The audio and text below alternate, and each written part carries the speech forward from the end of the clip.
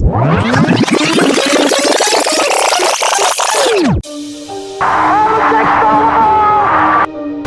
there's a steal by Bird. Underneath the DJ, lays it in. Pierce for three. It's good. Tatum puts up a three. Bang!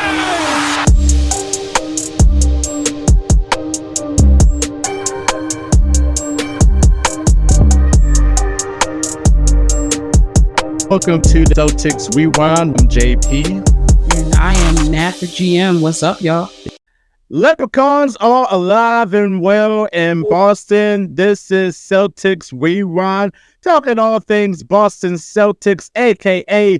your Eastern Conference champions, and they're going to the NBA Finals and facing the Western Conference champions, not the Denver Nuggets, not the Minnesota Timberwolves, but the Dallas Mavericks. JP, the franchise is still got my co-host, Nat The GM. Nat, what's going on? I am excited. Y'all are going to get a lot of energy because I'm, as I always do, I'm stamping what I got to say. You can bookmark it, you can record it, and you can bring it back up, when we get this championship. I don't care what you do. But we got something. You know what? Since you are hyped up right now, you go ahead and say, get it off your chest. Go ahead and say it. I'm just going to mute myself. I'm going to let you go ahead and go crazy. Go ahead. Go ahead. JP, you can't find, I don't think, half of the basketball world that knew the Dallas Mavericks were going to make the finals.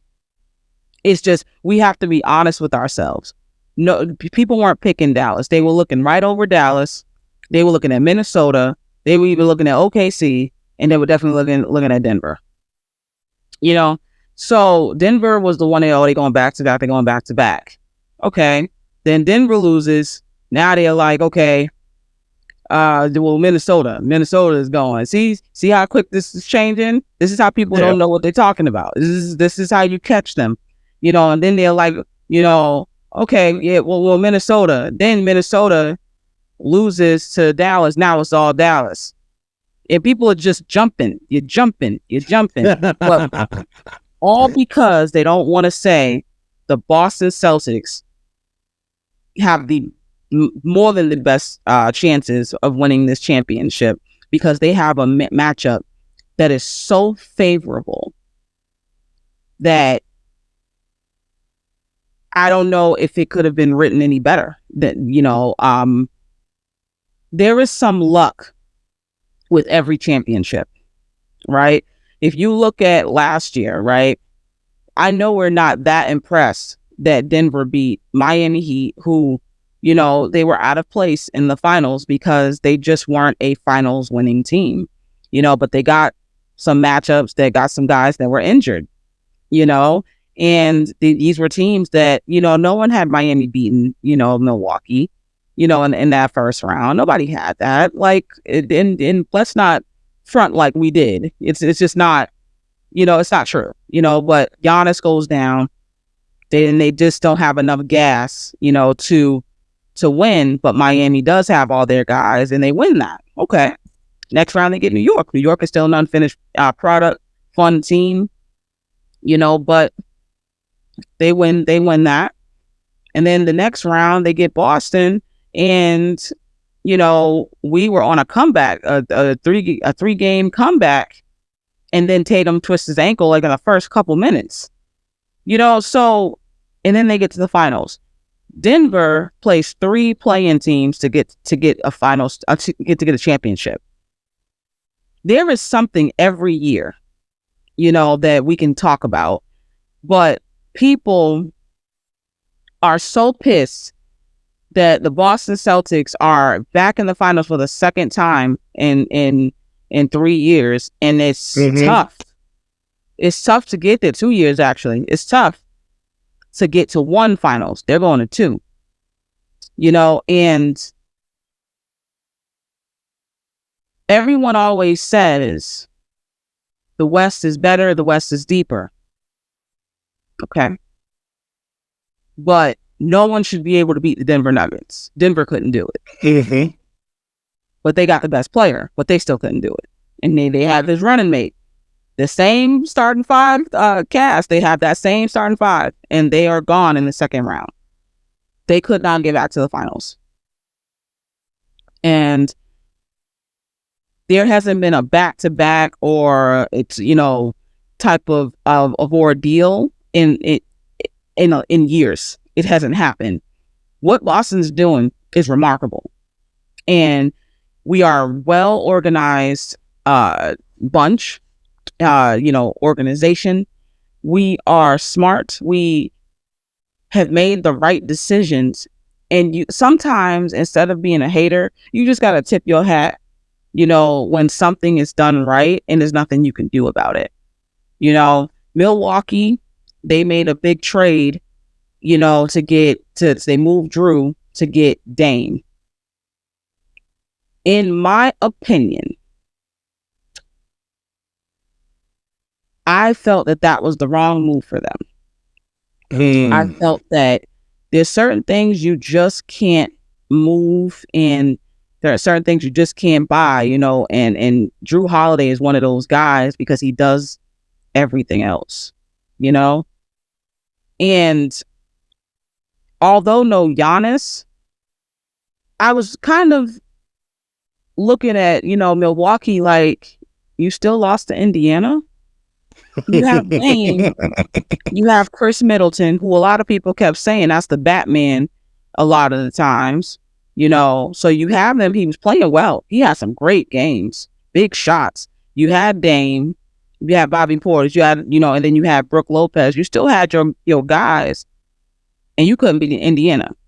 And we're going to sit here and say that it's because Giannis wasn't playing. If there's no superstar or no star in Indiana, right, but you have a couple, you still couldn't beat Indiana, and they have no star. So why is it that Boston, yes, healthy, you didn't have Indiana beating us anyway? I don't understand. Like, you downplay Indiana 1 minute, and then you're like, well, now that you prop them up when you need to, because they beat, Milwaukee, but then we beat them, and they're like, well, they didn't have a star, so I don't understand that. And it's all to say just because Boston didn't beat anybody, but yet Indiana ran Milwaukee out of the gym.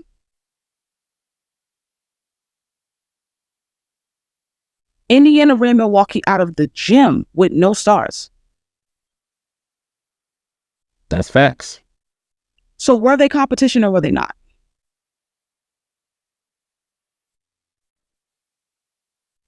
And every team that we beat, they weren't going to beat us anyway. They weren't going to win. Not at all. It's not our fault. Milwaukee lost in the first round to an Indiana Pacers team that we swept. And if Jason Tatum is not a star, then that shouldn't have mattered because he's not that guy. So it should have been even. Let y'all talk about it. Because you talk better about Milwaukee's cast over there than you do Boston. They got beat. We won. And Jason Tatum isn't that guy. You remember a lot of time, Jason Tatum is a guy who you try not to put in your top 10. You don't want to put him in your top 10. Jaylen Brown's not even in a lot of people's top 20s, let alone top 25. Mm-hmm. Drew Holiday was considered a playoff dropper because of last year's playoffs. Kristaps Porzingis was told that was a stupid trade. He's always injured, and he's not going to make a big difference. And also, it didn't work with Luka, so it's not going to work in Boston. Which is it? Is it Uchiwali or is it One Light, people? Which one are we doing here? Which one are we doing here? Because Giannis couldn't have made that big of a damn difference. And also, Indiana was beaten in Milwaukee with Giannis. All through the season, they were kicking their ass. What the fuck difference was that going to make, JP? What difference was that going to make? Not at all. Position. They were good. They played well. They go 4 to 5 deep. You can't just we got to stop looking at teams with top 10 talent and say, okay, that's the team I'm going to pay attention to. Because if you were like me, I watched Indiana all season because they were fun as hell. I enjoyed watching those guys because I loved how they go 4 or 5 deep and everybody's coming out shooting threes. You know, they're running. They had that fast pace that they do. It wasn't an accident.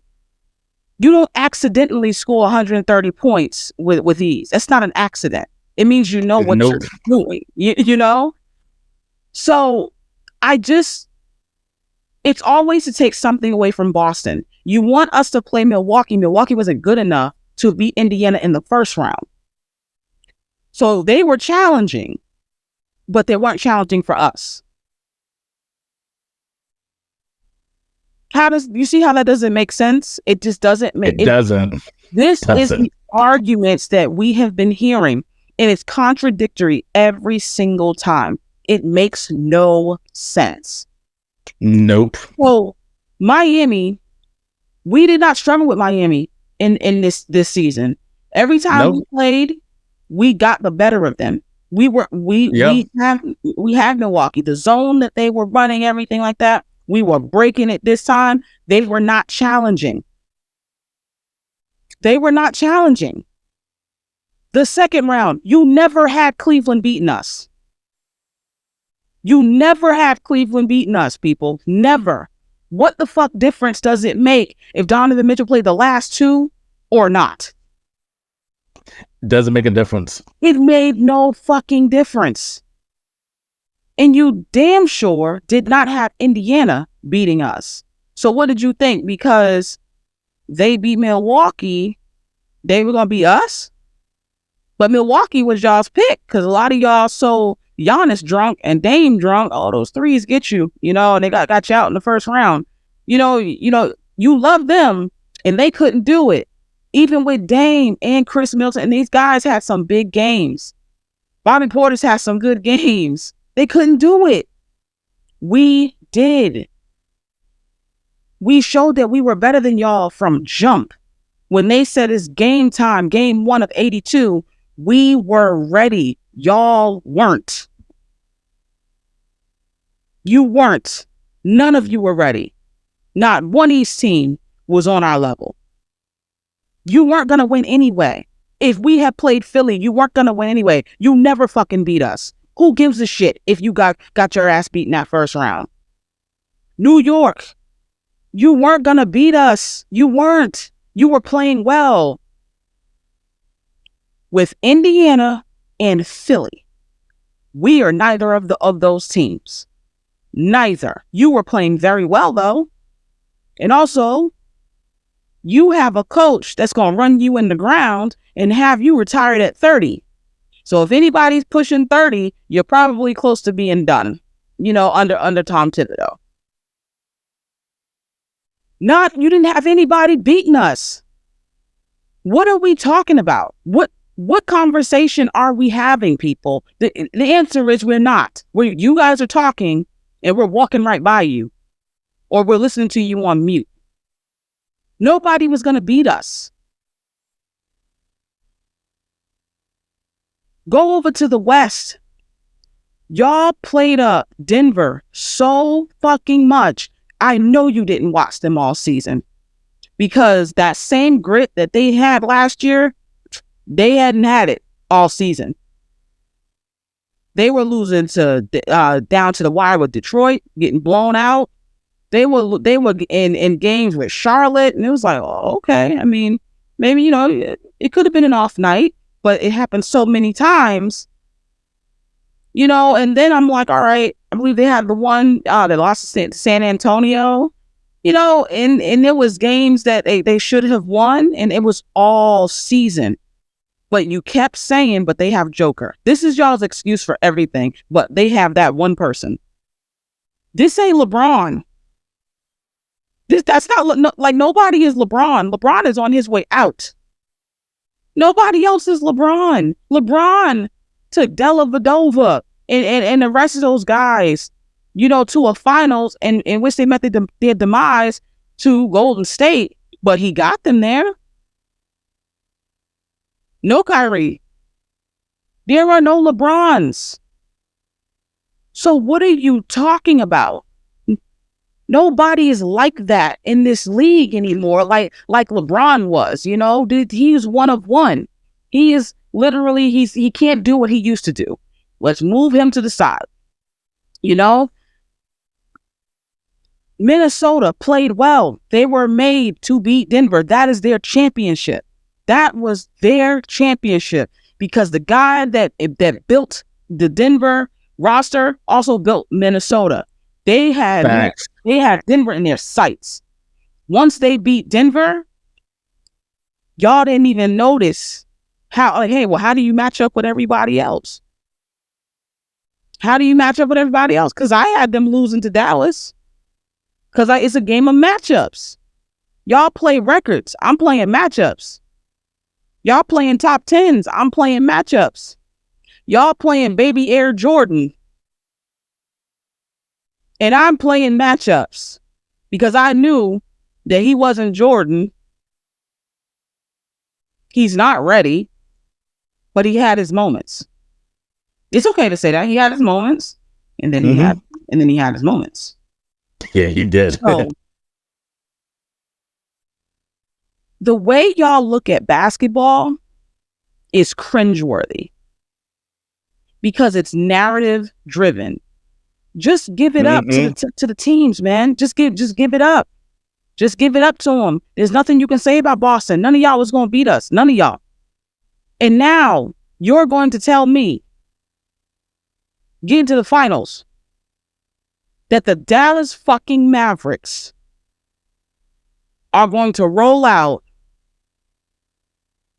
3 defensive liabilities in their starting lineup, and 2 of them are your 2 closers. You're going to tell me a team that we've gotten the better of all season,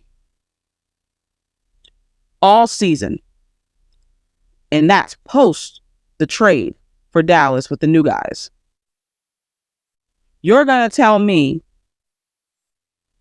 they are going to beat the Boston Celtics in a finals, set like 4 times. 4 times.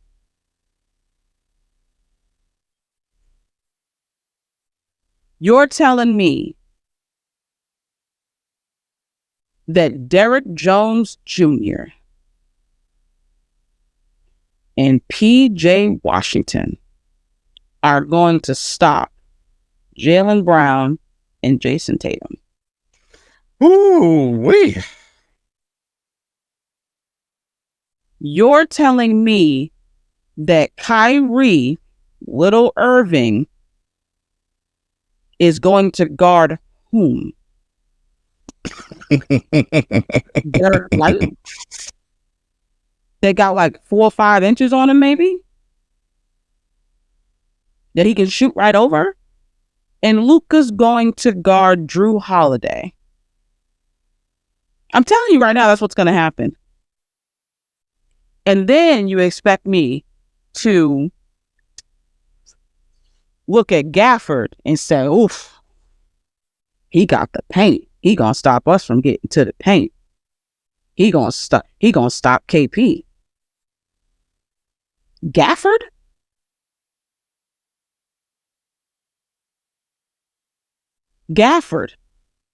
Derek Lively? Those are the 2 guys that y'all are talking about. I could put. Then everyone's talking about Horford's age. Horford's been playing well all season. That is your 5th guy on this roster. If he is in the starting lineup or with the starters, you have to worry about the 5th one that can also step out, do a pick and pop, hit the corner 3, constantly moving, probably smarter than you. I probably think the smartest players in this series, it's between Drew and Al Horford.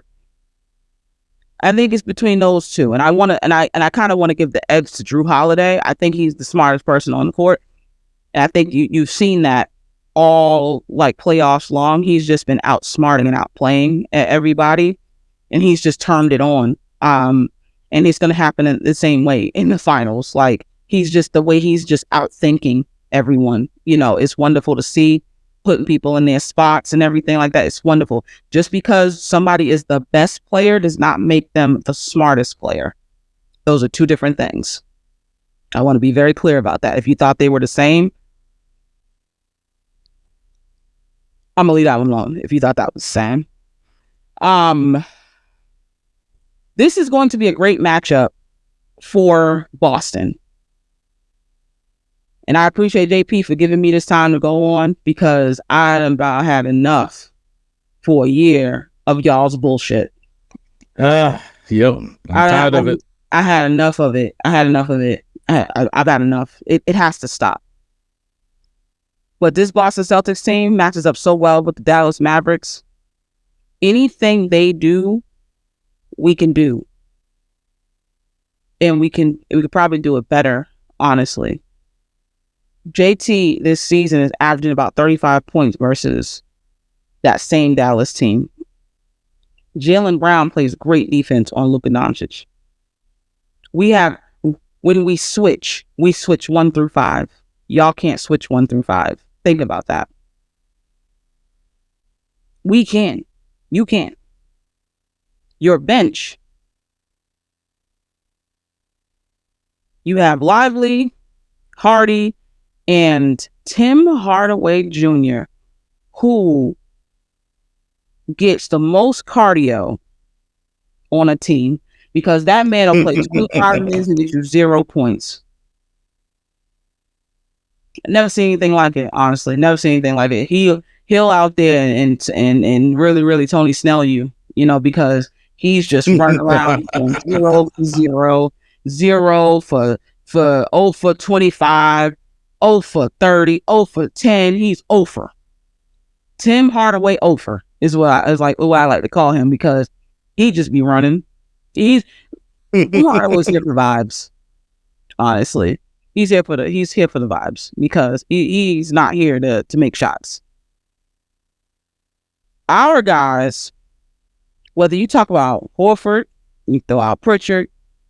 If I want a defensive guy who's going to give me all the energy, I could put out O'Shea, who I love to see play all the time, because he plays the right way every time. He can come out there and really rough up some folks, and out rebound some folks and out hustle some folks.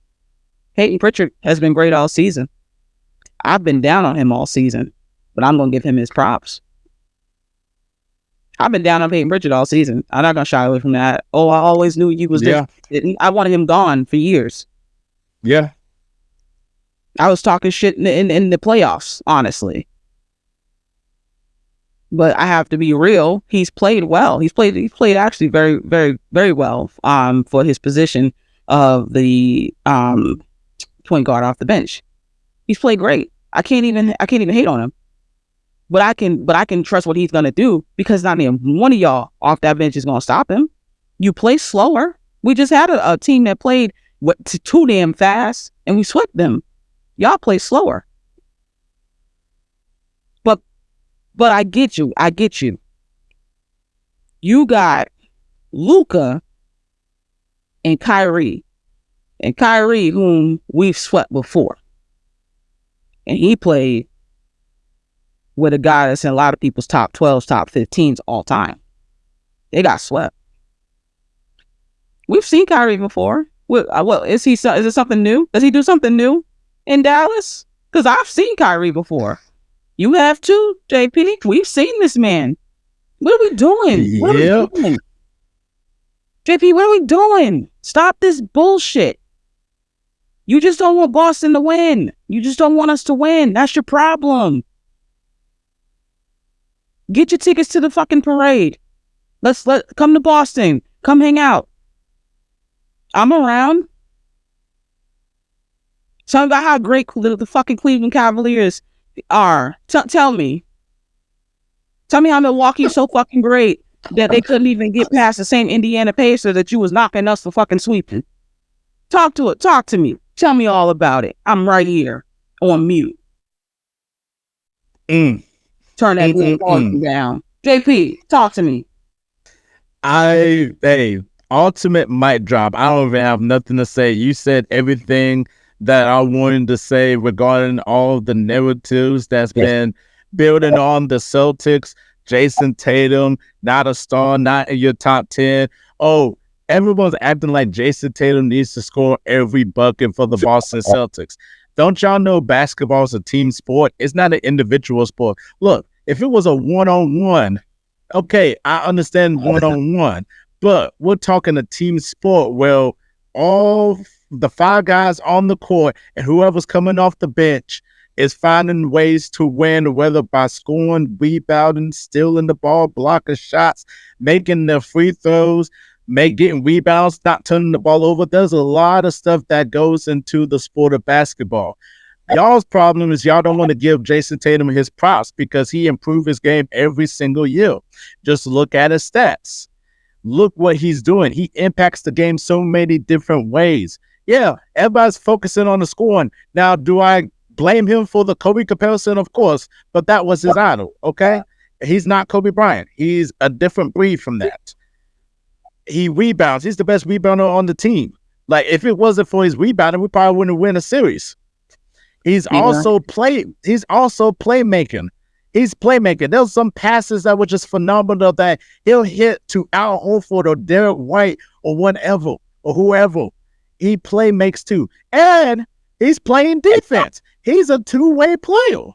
But yet, y'all want to look at one aspect of Jason Tatum's game saying where he choked because he didn't score enough points for Boston to lead and all that. There's other players on the team. He don't have to score that many points and all that. It will be so lucky for him to score 35, 40 points a game. He doesn't have to do that.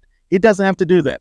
So that narrative needs to go away. And also, he's been silencing y'all every single game because he keeps proving himself and he is playing really great basketball.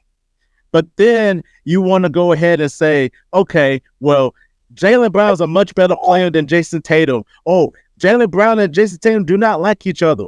That is just a load of bullshit right there because they are closer than brothers and all that. And they know each other's game and everything. Yep. Jaylen Brown knows Jason Tatum is a much better player than he is, though. But Jason Tatum will say, I can't win this without Jaylen Brown and his impact and stuff.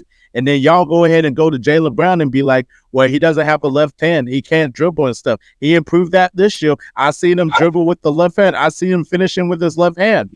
Then y'all talking about, well, he doesn't deserve the $303 million and stuff like that. And I said it too, a little bit like, that's a little bit too much money. Hell, he had a great year and he shut me up. He had a great year. And I stopped saying that he's not worth $303 million. He is worth that type of money because in a couple of years, you're going to see more players getting more money than Jaylen Brown. It just so happens that he got it at the right time. And guess what? He's your Eastern Conference Finals MVP. Because he freaking did his thing in the series against Indiana. And y'all saying, well, he maxed out. He maxed out. Man, Jaylen Brown is a much better playmaker this year. I seen him play make. I seen that pass he did to O'Shea Brissett for the slam dunk where I didn't even think he was going to pass, but he passed it. And it was a great pass. Then he played defense and got the key block. He got the key shot in game 1. He also got the key pass to Derek White to close the series. But yet y'all still want to say that Jaylen Brown is, not worth $303 million. He can't dribble with his left hand. And oh my God, did I ever want to talk about Mr. Stephen A. Smith going in and saying, well, my sources right here saying that Jaylen Brown is, he can't be marketable because he got too big of an ego. What the fuck type of source do you got? Like, what type of source do you got? Have you seen Jaylen Brown? Does Jaylen Brown have an ego? No. Jaylen Brown is a mild-mannered basketball player, and he does a lot of things for the community outside the court. for you to say that he's not marketable. Now, is he not a sexy name? Of course, he's not a sexy name and all that, but he's trying to get better into that sexy name and all that. Could he got all NBA? Of course, he could have got all NBA. I want him to get all NBA, but he just doesn't have that sexy name other than that appeal. But don't ever say that he's not marketable, because he is a marketable player. Don't ever say that he has an ego. He doesn't have an ego. If he had an ego, he would have quit the team. He could have went somewhere else. He could have just said, hey, I want to get out of Boston. I want to go to a team where I'm the man. But he never said that. He never said that. All he said is he just wants to win.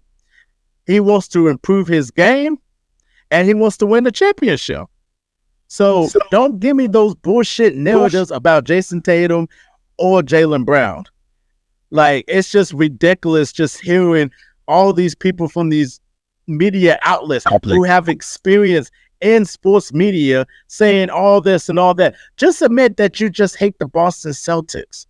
Just admit it, because we've been the same team all season. We only lost 18 games. We could have lose less games, but we didn't have we didn't need to prove ourselves because we already had the best record. We already sealed up the number 1 seed.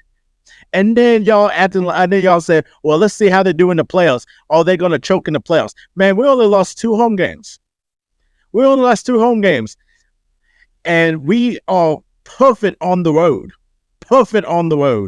Like, and then most of the games haven't even been close. It's been pretty much blowouts. So we all keep proving it to y'all that they are the same team this season, the same team in the playoffs, and then they're going to prove it right there in the finals against the Dallas Mavericks. Now, it's going to be a really great series to watch because there's a lot of storylines that go into the series and stuff. Jason Tatum got a chance at redemption from a couple years ago when he choked in the finals and all that. I admit he choked in the finals a couple years ago, but this is a different Jason Tatum because he learned so much from that experience. Let's see what he does, okay? Jaylen Brown, same thing. Like, we're going to see what Jaylen Brown does. There's better players around. Drew Holiday. We don't have Marcus Smart no more. Drew Holiday is a bigger upgrade offensively and provide things defensively, and also a smart player, knows what it takes to win. Kristaps Porzingis, best available big that we got this summer, who's able to stretch the floor, plays defense, play inside and out as a nightmare matchup for bigs or anybody that goes against him. Al Horford, one of the smartest basketball players. He knows what he does. Whenever he hits those threes, you can't stop it. And also, he's playing defense too as well.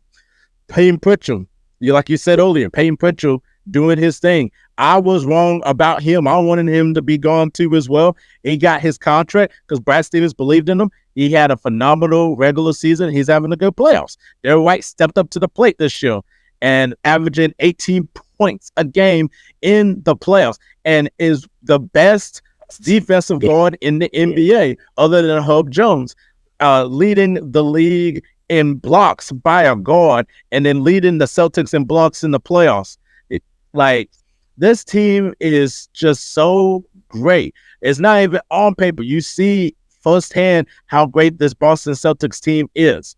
And let me ask you a question, Nat, regarding about what you said about Kyrie Irving. Do you know Kyrie's record at TD Garden ever since he stomped on the Boston Celtics logo when he was a member of the Brooklyn Nets? Do you know how many games he won at TD Garden? 0. Exactly. 0. And then y'all like, oh, if this is the playoffs. Look, Kyrie still haven't won at TD Garden. You think he's going to win at TD Garden this time in the finals? There's something about him stuffing the logo that pissed off the Celtics. And he still haven't even won a game yet. And then y'all talking about, oh, Dallas is a much better team than the Boston Celtics. I mean, okay, you look at the Dallas Mavericks and Boston Celtics in the regular season. We went 2-0 before the trade and even after the trade. Even after the trade was worse than before the trade. That was a blowout. So I'm just sick and tired of hearing all these narratives about the Boston Celtics. Just admit that you just hate the Boston Celtics. Just admit that it's Boston's year. Just admit that 18th battle is going to go up at TD Garden, and then they're going to have the most championships by a storied franchise. And I'm not counting that stupid crap that the Lakers won by putting a freaking banner because they won the in-season tournament. We won when it counted, which is the NBA championship. So give the Boston Celtics some props, y'all. Come on now. Well said. Well said. I'm just sick and tired. I'm sick and tired of it. I'm really sick and tired of. But we just had to vent because these narratives is just flat out ridiculous and stuff. And game one is going to be this Thursday. And great news for Boston Celtics fans. Kristaps Porzingis is feeling good, and he'd be ready for game one. That's even scarier because Kristaps Porzingis, he only played like 2 or 3 playoff games, and he gave him plenty of rest. 2 games, yeah, like plenty of rest, and he is ready for game one. That's even scarier right there, knowing Kristaps is ready for the finals. He is feeling good. He is feeling healthy. He is happy. It's scary. It's going to be scary. Now, what's your keys to victory for the Boston Celtics in game one this Thursday against the Dallas Mavericks? Turn up the defensive tenacity. Make your imprint defensively. You can score the ball. They're not going to stop you from scoring. But defensively, make sure you let them know we're going to close y'all out at every single way. You like to hit your corner threes and everything. You like your transition. Cut the transition. Cut the corner threes. Get back. Make this a defensive series, and really, take your mark. I see JB having a great series. If he doesn't score a lot because he's playing defense, I think the person that will actually score is Derek White, because there's nobody really to guard any of them. But Derek White, I think, is going to be the one that's going to be left a lot in this series. And I think Jason Tatum is going to have a great series as well. Drew, he could too, but he could also just take the defense to another level. Then again, if he just does what he's been doing, you're going to get scoring and defense from him. And then just smart rotations. Horford coming off the bench again. And then, you'll bring out either Tillman, or you'll bring out Luke Cornett. Either one is going to be annoying to Derek Lively because one is really physical, the other one's really big and finishes well around the basket. So, they have so many ways to go with this, but it's gonna be great. I'm excited, and I just think that I would just make this defense. I'm not going bucket for bucket with a team I know I can score with, but I can close them out defensively and make sure that every game, going in the fourth, up by 8, 10, 12, and just keep extending it or hold it. Well said about that. My keys to victory: get those rebounds too as well, because you're a much better rebounding team than the Dallas Mavericks, even though the Dallas Mavericks got better at rebounding since they acquired Gafford and all of them in the trade. But get your rebounds. Don't commit a lot of turnovers too as well. Take advantage if Luka is on you defensively, take advantage of that. And we've seen that, Jason Tatum and Jaylen Brown take advantage when Luka Doncic is guarding them. Take advantage of that matchup because you got to make Luka work extra hard defensively because that's going to tire him out offensively too as well, even though he's still going to score his points. And then also, make your free throws because, Celtics, when they are missing free throws, those are free points. If we would have lost the game, it's because we're not hitting our free throws. We got to make our free throws when it counts. Like I said, we all got Boston winning game one. And it's going to be a really good series. I can't wait for it. So can't wait to see the 8-team battle coming up. So Nat, you said that you got something to share with our fans. I'm gonna go ahead and give you some time to go ahead and share it with the fans right here for Celtics Rewind. Go ahead and say what you got.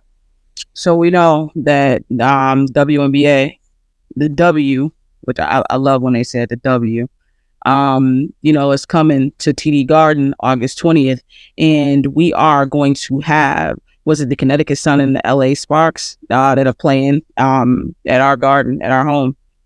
So we are raffling off tickets, and you have an opportunity to get a bulk of them, one of them, to get a chance to win a ticket to the game to get in the suite with us. All right. I am going to finalize all the details with the Space Maker Society, and we are going to send things out. I'm going to be sharing it on Twitter and everything. Get your raffle ticket so you can try to get in the suite. It's going to be a good time. It's going to be food. If you've ever been in a suite at a game, it's a big deal. All right. So look out for that. Follow me, on Twitter, as you guys do. And for the newcomers, follow me on Twitter, at Reese Rebel, REESREBEL 31, Reese Rebel 31 on Twitter. All right. And I'm going to be sharing everything. It's going to be a great time, but this is huge. I'm so excited to have the W coming to the TD Garden. That's a big deal, so, yeah, get in where you fit in, guys. It's going to be a good time. Definitely look out for that, though. That's going to be a great time. I wish I could go to TD Garden and be able to get that experience, though. So definitely go into the raffle tickets. Definitely sign up for it right here, and hopefully you can go ahead and win, because that free food. Oh, that food is gonna be busting at TD Garden. Always. It is. It's always gonna be busting. So, but yeah, this is Celtics Rewind. Talking all things Boston Celtics. Any last words you want to say, Nat? Kill 'em, Boston. Go on there, focus, and never look back. There you go. And I just got two things to say. Number one, Laker fans, thank y'all so much for making my day, because I was having a really bad day and I was just like upset and crying all day. But when I seen the news of JJ Redick becoming the head coach, it's finalized for him to be the next head coach of the Lakers, I literally just put a smile on my face, knowing that everything is good over here in Boston, and the Lakers is about to go into a downward spiral once JJ Redick is now the head coach of the Lakers, once they officially announce it. Oh, I can't wait. Oh, happy day. Oh, happy day for Laker fans right here. And then I want to go ahead and leave on a serious note too as well. We haven't had a chance to talk about it as well. We lost a great Celtic, one of the greatest players of all time. Bill Walton passed away from cancer at age 71. Just really sad. If you haven't had a chance to watch Bill Walton in his prime, especially in college, and you wondering why he's the second greatest college basketball player ever behind Kareem Abdul-Jabbar, please watch his college highlights. You just going to be like, wow, he was that great of a player. And then just watch him in that championship series against the 76ers, upsetting the 76ers to win the NBA championship and, MVP, and winning Sixth Man of the Year for the Boston Celtics, having him play 80 games and being healthy too as well. One of the greatest passers of all time, and plays wonderful defense too as well. And a great analyst too. Very, very funny. Rest in peace to the legendary Bill Walton. And this is Celtics Rewind. I'm JP the franchise. That's Nat the GM. And we'll see y'all later. Peace, y'all. Peace out.